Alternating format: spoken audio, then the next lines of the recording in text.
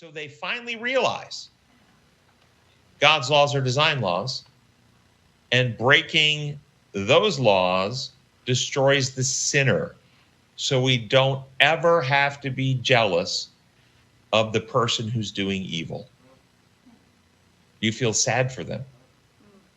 You don't have to feel jealous of the person who's shooting up IV heroin, how they're getting away and they're not being caught and punished by the state. Nobody's punished. I'm so jealous they're getting away with it. They're not getting away with it. They're destroying themselves, and all sin is like that. Thus, the Old Testament laws given through Moses are only intended for, get your mind around this, all the laws in the Old Testament are only intended for those who have not been reborn, or for the newborn, infant, immature children who don't know better yet, who without the rule would still play in the street or not brush their teeth or worship Baal thinking it's right. The Apostle Paul was constantly dealing with this same conflict. The legalistic Jewish leaders who believed God's law functioned like human law and who went around trying to impose rules on people and thereby causing confusion. So Paul had to write to the Galatians and remind them that God's written law, including the 10 Commandment law, was added because of sin and the need of the people. But perhaps Paul's most clear writing on this was writing to Timothy in 1 Timothy 1, 5 through 7, and then a couple verses after. And this is what he wrote to Timothy. The goal of this command is love. That's God's goal, love, which comes from a pure heart and a good conscience and sincere faith. And how do you get that? Some have wandered away from these and turned to meaningless talk.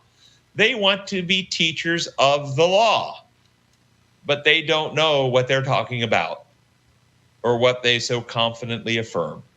Paul makes clear God's kingdom is a kingdom of love that functions upon living laws, protocols of love that operate in the heart, that transform people. However, the teachers of the law don't know what they're talking about.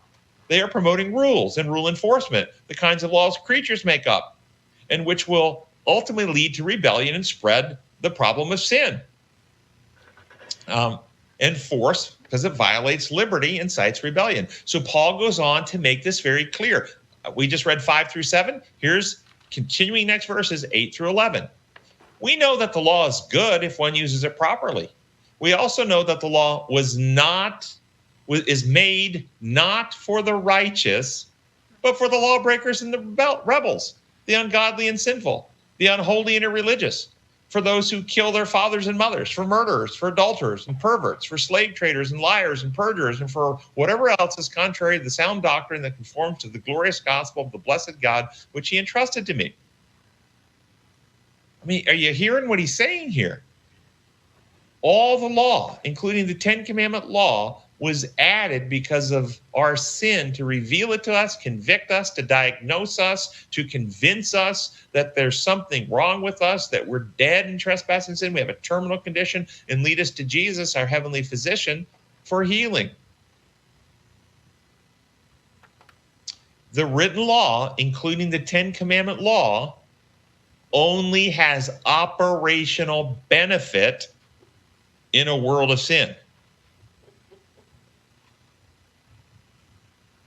In a world where God has restored his living law of love, truth, liberty in the hearts and minds of people, and eradicated fear and selfishness, eradicated the carnal nature, there is no written law not to murder, steal, commit adultery, bear false witness, avoid other gods, because the righteous are repulsed by even the thought of it.